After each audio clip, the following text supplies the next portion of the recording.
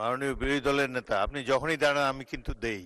জি, আপনি বলেন এই ব্যাপারে, এরপরে জি আমি জি আমার জি বক্তব্য রাখবো। আমি তো বিশেষ কমিটিতে ছিলাম না, ওইটা আমি বলতে পারবো না। যারা ছিলেন তারা এটা এক্সপ্লেন করবেন।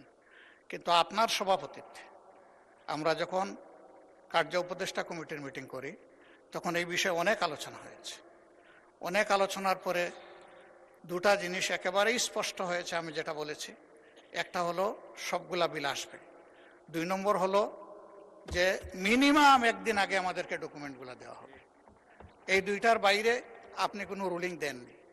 2 নম্বর হচ্ছে, আমি একান্ত শ্রদ্ধা রেখে বলবো, যারা বিশেষ কমিটির সদস্য ছিলেন তারা খুবই বিজ্ঞ, তারা সরকারি দল থেকেও ছিলেন, বিরোধী দল থেকেও ছিলেন।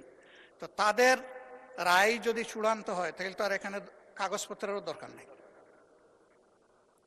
তাতে আমাদের যে অধিকার, শুধু অধিকার না, দায়িত্বের যে বিষয়টা আছে সেইটা পালন হবে কিভাবে?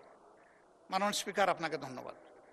মাননীয় বিরোধী দলের নেতা সালাউদ্দিন সাহেব, স্বরাষ্ট্রমন্ত্রী, বলবেন?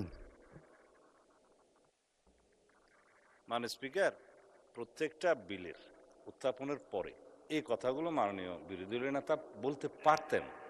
এখন সমস্ত বিলগুলো শেষ হয়ে যাওয়ার পরে সেটা আবার প্রথম থেকে উল্টানোর মতো কথা। এই কথাগুলো আপনি কগনিজেন্সে নিতে পারতেন যদি প্রত্যেকটা বিল উত্থাপনের আগে বলতেন যে আমি বিলের কপি পাইনি। আপনি তো সেরকম করেছেন, সময় দিয়েছেন যে 3 ঘন্টা আগে পাইনি।